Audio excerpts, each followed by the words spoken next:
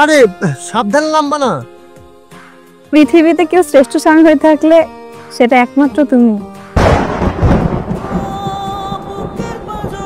Thank you.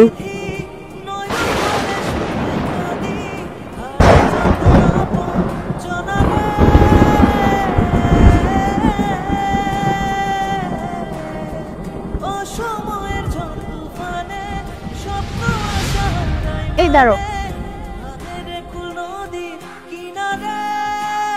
আরে হয়েছে ছাড়ো। আরে আচ্ছা চলো।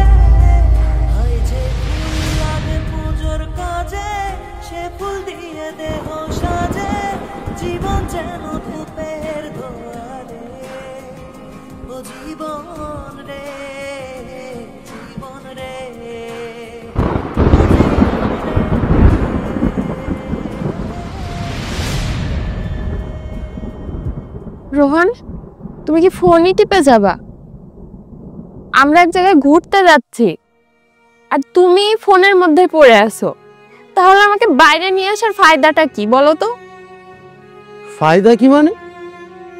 যাচ্ছে একটা জায়গাতে, ভালো কথা, যাবই তো নাকি।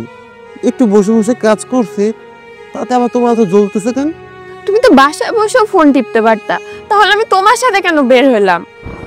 আমি তো নিজে নিজে বের হতে পারতাম, তাই না? আমি এত সুন্দর করে তোমার জন্য সেজে আসলাম, তুমি একটাবার আমার দিকে তাকাওনি। প্রশংসা তো দূরে থাক। আজব তো, কি প্রশংসা করবো আমি এখন? বিয়ের 5টা বছর হয়ে গেছে। অরি, বয়স আমাদের এখন অনেক। এখন এক ঘরে এক ছাদের নিচে আমরা থাকি, এত ফিলিংস কাজ করে না।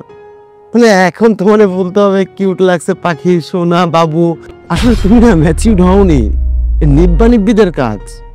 বি ম্যাচিউরড ম্যান, একটু ম্যাচিউরড হও। এই যুগে এইসব না চলে না, এগুলো না সব আবেগ। তোমাকে না আসলে কিছু বলাই উচিত না, আসলে দোষটা আমারই। আমি কি বলি তুমি কোনো কিছু মাথায় নাও না,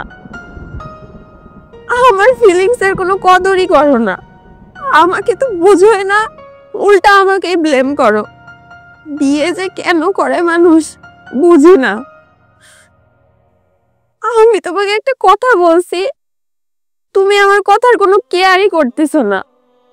উল্টা আমাকে বলছো আমরা নাকি নিব্বা নিব্বি, আবেগ দিয়ে নাকি জীবন চলে না। ভালোবাসা তো আবেগই। হোয়াট? কি বললা তুমি? আমাকে বিয়ে করা তোমার জন্য ভুল?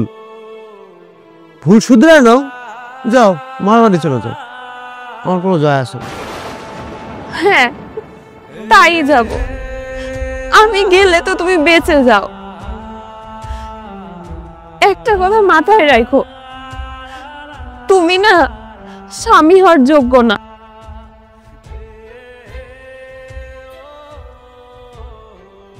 আইসে তার ভালোবাসা দেখাইতে হবে। নেকা